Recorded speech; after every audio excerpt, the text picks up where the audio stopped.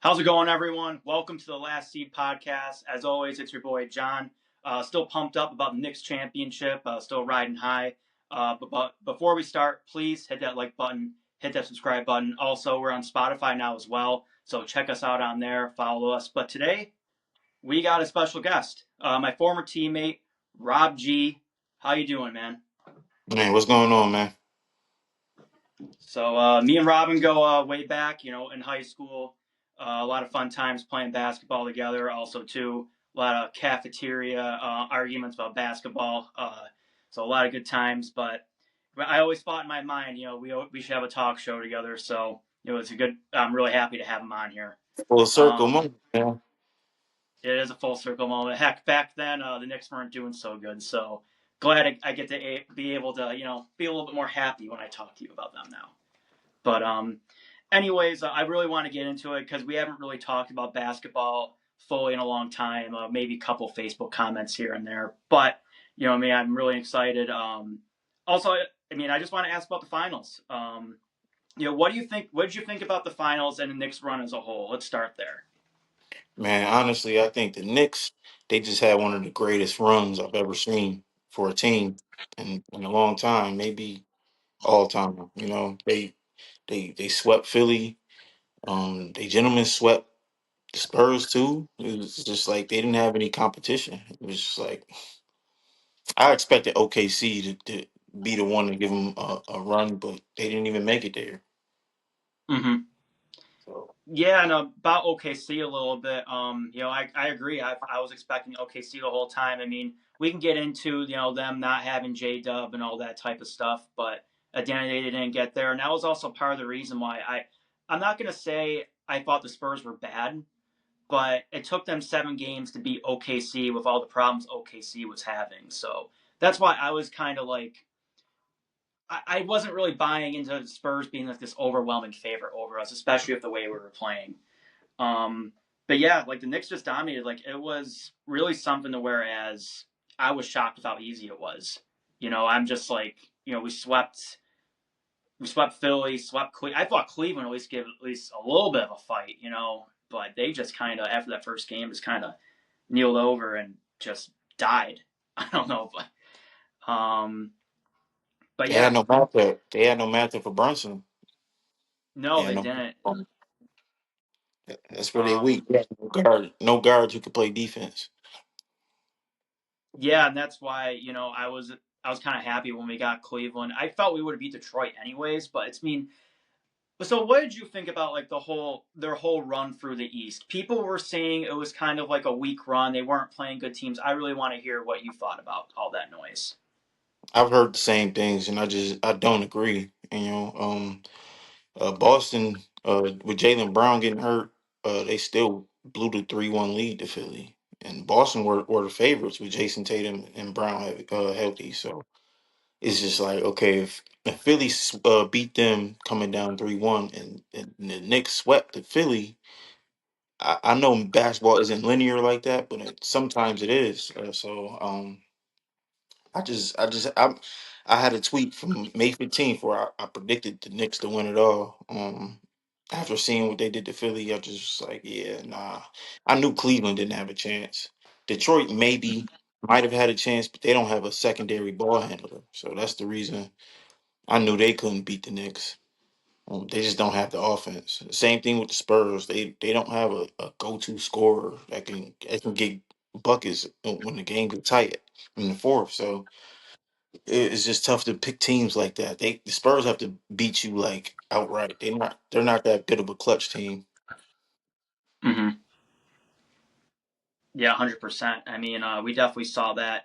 During the series, Spurs had double-digit leads. I think in every game in that series, and I think they led for. I think someone said like 70 or 71% of the series. I'm not sure if my number's completely accurate, but I mean to say all that and you still lose in 5 games. I mean, it just shows you didn't make the plays when it really mattered most. Yeah, down 29 and still win is that's one of the all time comebacks I've ever seen. To do it in the finals is just on the biggest stage. It's crazy. For sure, 100%. So. something. So we'll get away from maybe like the team aspect of it for now, and I want to talk about Brunson a little bit because I saw a post about you saying he's better than Allen Iverson, which I completely agree with you. I wonder if now where do you rank, say, like James Harden? Do you rank James Harden over Allen Iverson?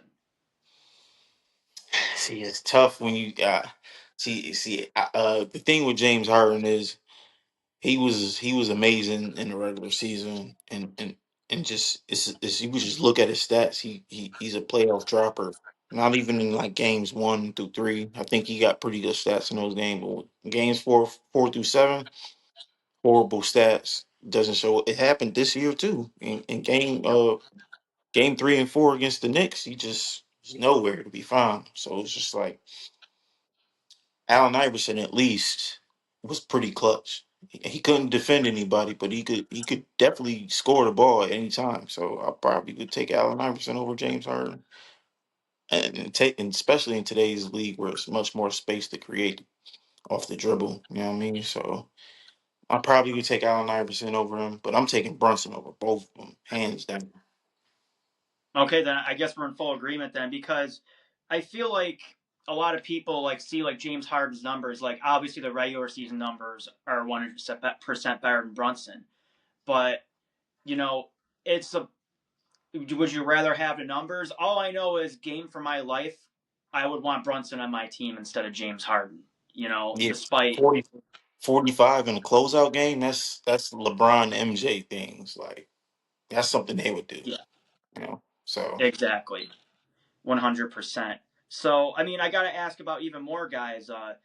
So I'm more so leaning towards like the small guards. I don't know if we consider James Harden a small guard, but what about guys like Chris Paul, Jason Kidd, Steve Nash? Like all guys that led their teams and had a lot of success, but they were never able to. Kidd won one with Dallas, but he was more of a role player then. But were never able to lead their team to the mountaintop like Brunson did. Do you think Brunson has even vaulted himself into that category with those guys as well, or maybe even above them? I mean, in terms of maybe like all time lists, like when it comes to like assists and steals, those guys might have like the more total uh the total stats. You know what I mean? I think Chris Paul is what, second all time in assists. But Mhm. regardless of those things, I definitely think Brunson would be better than like Chris Paul or Steve Nash, but especially Steve Nash and Jason Kidd because those guys were never number one options on their team. That's just not how they operated. I know the game was different. It was more like positional basketball, but even so, they were if they were the best player on their team, I wouldn't consider that team a championship contender. So that's just maybe Chris Paul, like in his first 5 years, he possibly could have done it, but he just didn't have the cast. So I don't know. Chris Paul and Jalen Brunson might be more of a debate, but in terms of like Chris Paul, I mean Steve Nash and Jason Kidd, yeah, they're not in the conversation. Yeah, so I mean, heck, one championship really, vaults you into like higher and higher conversations we're getting into. I mean, like, you know, if he gets a second one, I think small guards, I feel like the pinnacle is probably like obviously Steph Curry. I wouldn't put Brunson on that level yet. I would But think he would have to get another. But Steph You, Curry is 6'3". You really consider him a small guard? Yeah, He, I know. I mean, you know what I mean. That's kind of what I'm thinking. I don't know what we really classify as small. He's smaller. You know what I mean, especially in this day and age. But also too, you have to think of Pistons Isaiah Thomas. Definitely. yeah, he's I five wonder. eleven. Yeah, he. Definitely more so, Go ahead. maybe him. Yeah, he's definitely in that category. What 5'11"? Chris Paul's what 6 foot, maybe 5'11". Jalen Brunson probably what 6'1" at most. So I think They like listed him six anything two. I don't believe 6'1" and it. below, 6'1" and below, I feel like that's like the threshold we should be categorizing small guards at. That's fair. That's fair. So, all right then. So, next question I got for you: do you think the Knicks, as currently constructed, can repeat with what they have? Absolutely. Now we don't know how the NBA off season is about to look. It could. I believe this is going to be one of the bigger off seasons we had in a while. A lot of things gonna be shaken up. But as the NBA stands right now, yeah, definitely, definitely. I don't maybe OKC could give him a run, but it's been hard for any team to repeat in the modern NBA. It's something truly to behold if a team can repeat. But maybe if not next year, they could get another one in another year. It's happened before, so just Mhm. they keep the same core, stay under the second apron. I think they could do it. Yeah, speaking of that separate apron, the thing that I'm most worried about is losing guys like, mainly Mitchell Robinson. We saw how big he was in Game 5. And we know Towns' propensity to get in foul trouble. So, I consider Mitchell Robinson one of the best backup centers in the league. Losing him would obviously be a huge blow to those the repeat chances. Also, too, you got like guys like Landis Shamet and Jose Alvarado, who at times were very key for the Knicks. Shamet more so in the Cleveland series, and Alvarado had a big Game 4 against the Spurs. Yeah, those guys. Yeah, they. It's the intricacies of every role player they had. I felt they were the deepest team in the league. Probably Mm-hmm. once we start beating the Hawks, I started thinking like, wow, they got about 10 guys over there that could really play. So while everybody was saying it was OKC, which they do got a lot of wing defenders over there, but they just don't got a lot of scorers. They got the Knicks have contemplate. I can't even say the word, but they have pieces that complement each other. Yeah, While the OKC just have a lot of good players. 100%. I mean, like, look at even someone like Tyler Kolek, who, I don't know if you were following the Knicks a lot this season, but he had a lot of good moments himself, and he was buried on the bench for the Knicks. You know what I mean? Just because there Talking was no about minutes available. number 55, right? 13, yeah, Diawara, yeah, number 55 is Diawara, yeah, and but yeah, that's another guy that had some good moments this year, and you're hoping guys like that. I'm more so am the belief of some of those guys are going to go, like Shamit and Alvarado, but I don't think we should really go out and sign guys in free agency. I think we should hope that our younger guys like that can step up. What's your take on that? Well, I think Shamit wasn't he on like a veteran minimum. Like I'm not sure if he. I mean, the team might offer him something higher than that, but Mhm. I'm pretty sure since he just won the championship, if the Knicks could give him a decent contract, he could stay. Alvarado, I feel like yeah, he got traded mid-season, so um, who knows? But he's from New York, so I don't see why he would want to leave. Um, but yeah, the Knicks definitely should depend on a draft and developing their young guys to keep the ball rolling. For sure. And I've also said, like, I feel like this is something that's kind of was missed for a little bit because I know people talk about draft picks, willy nilly. But I think with these new cap restrictions, I think getting those late first round draft picks right, I think that's huge to turn them into role players and stuff like that. You're getting guys on cheaper contracts that could hopefully, you know what I mean, contribute. Yeah, the NBA with the second apron, man, is definitely just is deterring super teams from either getting together at all or sustaining any roster capability. You know what I mean? For sure. And I like it and I don't like it. I like it from like what you said, no super teams, but I feel like you're kind of at some point you're kind of penalizing teams for being good. You know what I mean? And because now the Knicks, if they let's just say a team offers Mitchell Robinson a lot of money, you know what I mean? The Knicks basically can't keep him.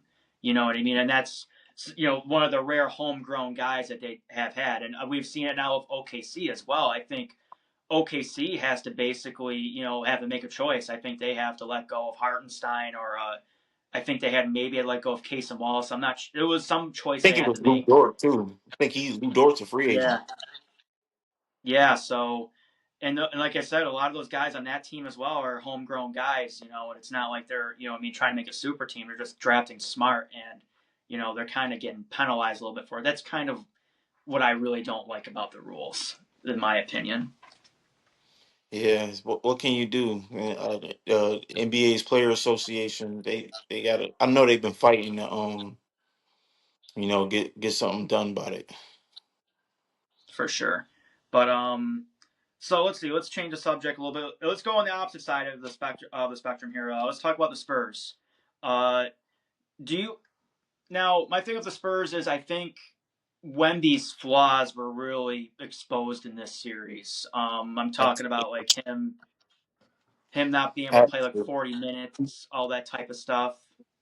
What do you think? Do you think the Spurs will be back? And if so, what do you think needs to change for him to get back to this point and get over the hump?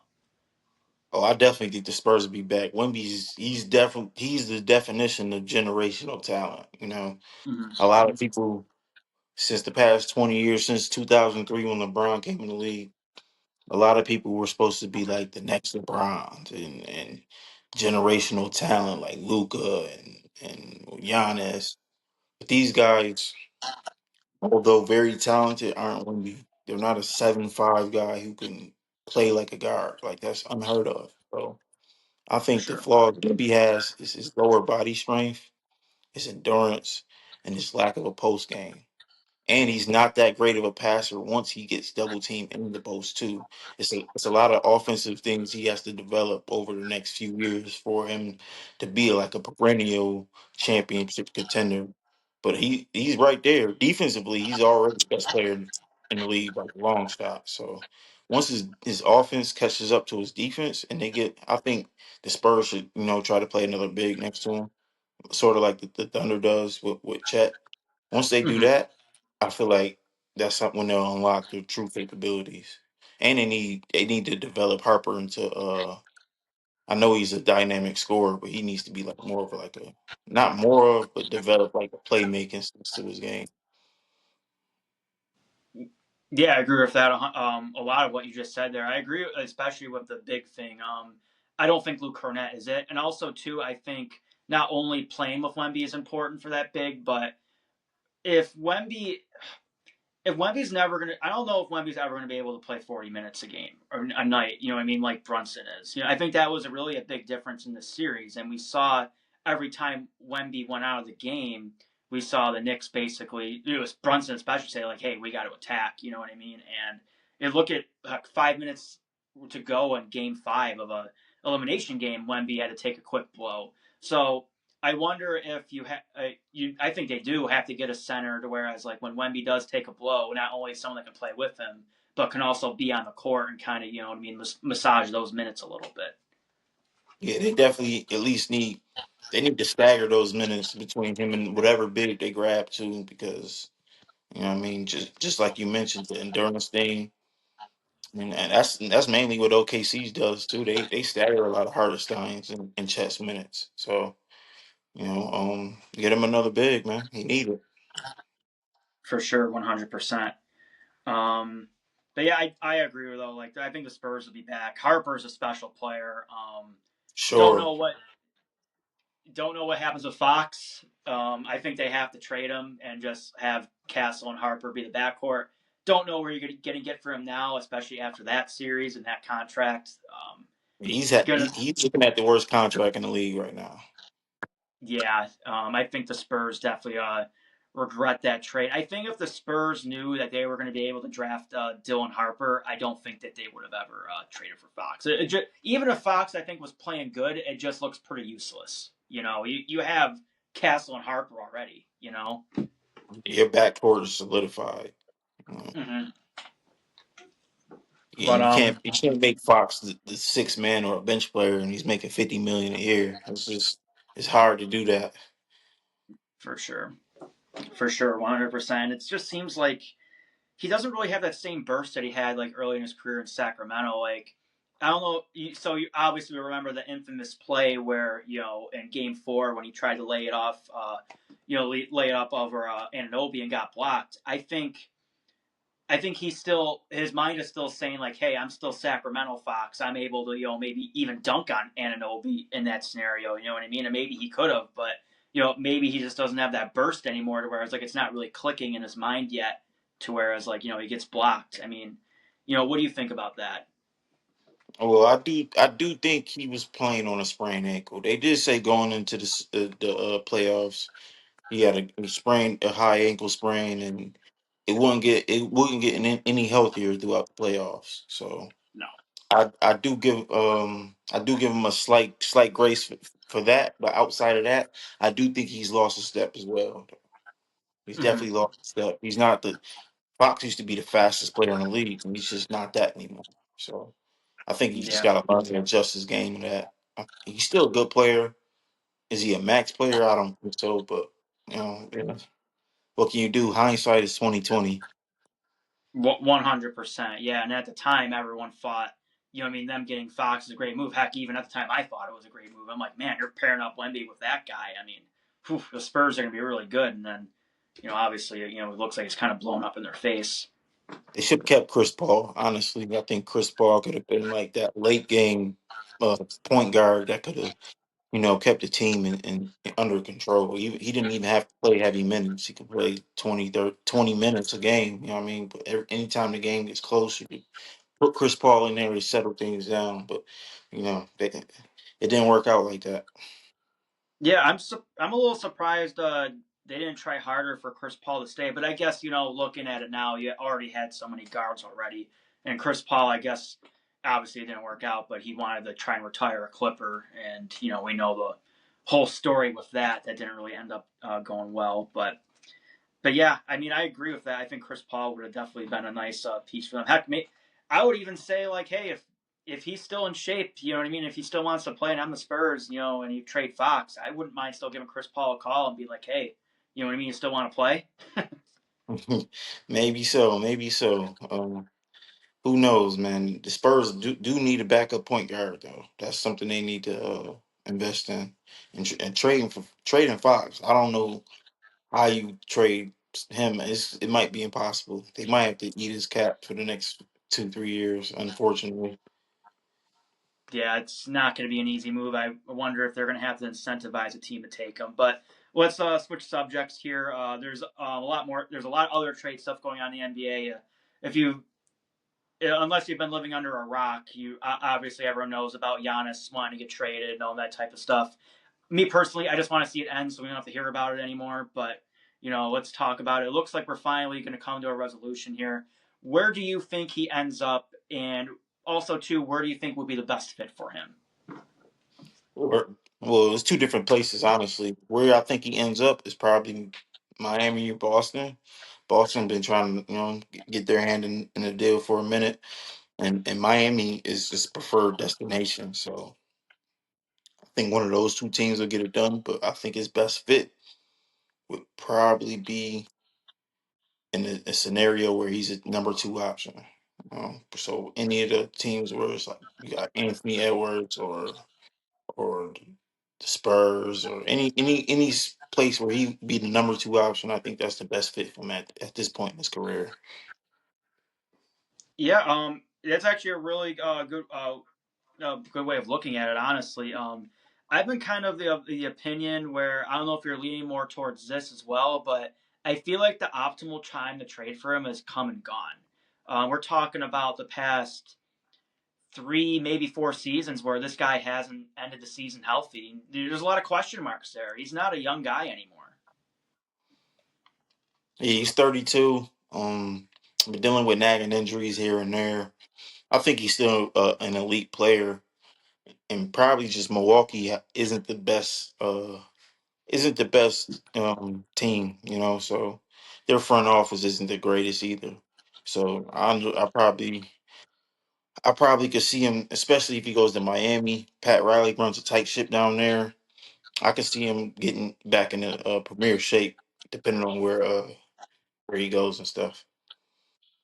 Yeah, my thing with Miami is I wonder if they're at a point where they really feel like they have to make this move because they've kind of been a middling team for the past like 2 or 3 seasons, and it doesn't seem like it's really going anywhere with what they have.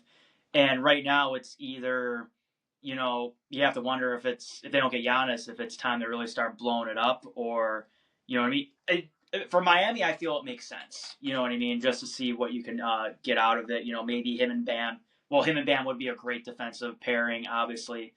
You talked about Boston. I don't know if I'm Boston. I do it, especially you're probably giving up Jalen Brown. I'm telling myself, I don't know. Jalen Brown stayed pretty healthy. You know what I mean for the most part, and he seems like he's more reliable. He's going to be out there. He just had a great season. I'm not saying Jalen Brown's a better player than Giannis, but I wonder if I would rather have Jalen Brown on my team at least at this point of their careers. Yeah, Boston. I don't. The thing is with Boston, I just think they want as much star power as they can get. But trading for Giannis would change the whole dynamic of the team. So I don't know if they're really willing to change the entire dynamic of how they run plays and play defense. But um, Miami, I seen a rumor today where they said they might get Trey Young and Giannis, and that would make sense. That's the only way it would Yeah, make sense for Miami if they can get both of those guys, not just one of them, because it would be a moot point. Like they would just be sitting in the middle, probably the same as last season, just maybe like play in type team. But if they can get both of yeah. those, I think they could be like a top five seed in the East. Yeah, I mean, yeah, I didn't really see the Trey Young part of it. That is pretty interesting to me. Especially if they're able to pull off that Giannis trade. I'm thinking Tyler Hero. They were saying like Tyler Hero gets rerouted to Detroit, I believe, which I think that would be a good fit for Detroit. To go on a point you were talking about earlier with Detroit not really having a secondary score of Cade, fixes your problem there. But also from a Miami perspective, if you're getting rid of Hero, don't really have anyone to replace him with. Obviously getting Trey Young you know what I mean, be a point guard. Obviously, they would need some playmaking in the backcourt there. So yeah, that's something I can definitely see happening. Man, if that happens, what a clown show Washington looks like trading for both Young and Davis. And I think Young played 5 games for him, and I think if Young leaves, I think Davis is going to be leaving too, and Well, he'll they probably just play. got the number one pick, so they're riding the high of getting the best player in the draft, possibly. And Yeah, those guys don't fit the timeline of a number one pick, so I can expect to see both those guys getting shipped out either this year or next year, very soon. yeah, those just look like wasted transactions at this point. But anyways, so we talked about Giannis. So let's talk about your favorite player. We haven't talked about him yet. Obviously, LeBron was riding high back when we were in high school. Beating the Warriors in that one series, obviously. But where do you think he ends up? Where would you want to see LeBron end up? Well, that's a tricky question because honestly, I don't know where he should play. Anywhere where he doesn't have to, because the plan was for this year to LeBron to take a back seat and not be the primary scorer or ball handler, and still, even playing with Luca and Austin Reeves, he had to be the primary ball handler and defender. He's just looking for a situation where, at almost 42 years old, he doesn't want to have to do that every night. You know what I mean? Right. So anywhere he can get a primary ball handler and probably like be a secondary help defender, probably place like Cleveland or I see. I would say Golden State, but they don't got any young guys over there, and No, I wouldn't want to see man, that's a retirement home waiting to happen. So yeah, probably more like Cleveland or maybe even Miami. Miami would be interesting. Um, you have to wonder at this point. I feel LeBron. I'm not trying to say you know what I mean. I've never been the biggest LeBron fan or any. Well, your video go away? Oh, there it is. Okay. But yeah, I've never been the biggest LeBron fan. But if I was, you know what I mean, someone that wanted him to win a championship, I would say like, hey, you know what I mean, you've made a lot of money in your career. The dude's got endorsements forever. I mean, his shoes are always gonna sell. He's always gonna have commercials. I think he was even talking about he's gonna own a team maybe in a few years. They want an expansion team, so money's not an issue. You have to wonder if you know what I mean. Maybe he would take a lower contract so he can win his last year. You brought up Miami. That's probably the only way that would be made possible. Cleveland. That's probably the only way that would be possible as well. Yeah, I've seen a report that a lot of teams can only pay LeBron the veteran minimum. Well, Mhm. I, I, I don't know how other people feel, but I don't think LeBron is ever going to play for the veteran minimum. Like, Come on, man. He's not gonna go from making 50 million to 2-3 million a year. Like, so I could definitely see where a scenario where he's getting paid probably like 15 to 25 million a year. Probably like mid level exception. I don't know what teams qualify for that, but if he stays in LA, I wouldn't be too mad. I do want to. If he retired, I'd probably be a little upset. That's because that's a little on the table as well. But I think the competitive spirit in him definitely got at least one or two more years left, and Hmm. hopefully he goes out the right way. Hey, all I'm saying is, you know what I mean. If he wants to sign for lesser money, we can call a truce right now. You can come to New York. You know what I mean. We can win back to back, and he can go out as a hero. Hey man, that would be amazing. Now, man, I'm a LeBron fan, but I'm also what I mean a New York fan as well. So I see we from New York. If LeBron did that, I mean, it would put him in. I already think he's the GOAT, but it would put him in a different territory. I mean, unspeakable Hmm. things. New York is winning. Period. It's been like 50 or 60 years, so it's just crazy. I'm happy either way though. LeBron got four, New York got one. We both won. Exactly. But yeah, I mean, like, I don't think it happens. You know what I mean? It's just something fun to think about. But I mean, if just say a free agency meeting did happen, if I'm the Knicks, I'd basically say like, hey, you want to be considered better than Jordan? Come win one in New York. You know what I mean? Like we've already seen like the mystique around the Knicks. You know what I mean? They said the viewership for the finals hasn't been this high since Jordan played. Just what I mean, having that winning one in New York would definitely put him like what I mean. I'm not saying he's not in a tier of like all time greats already, but that would really solidify it in something that what I mean is just unfathomable to achieve, for lack of a better term. Right. I totally agree. But yeah, I just want to say thanks for coming on the show. We had some technical difficulties the first time, but I really appreciate you coming on. Love talking with you. Anything you want to say on the way out, Rob? And yeah, man, I appreciate the look, man. You got a great show here. Hopefully, once the season starts back up, we could probably do another episode, predicting some outcomes for next season. For sure, 100%. I'm looking forward to that. We'll be in touch. But until next time, this is the Last Seed podcast. Hope everyone has a great day. Peace out.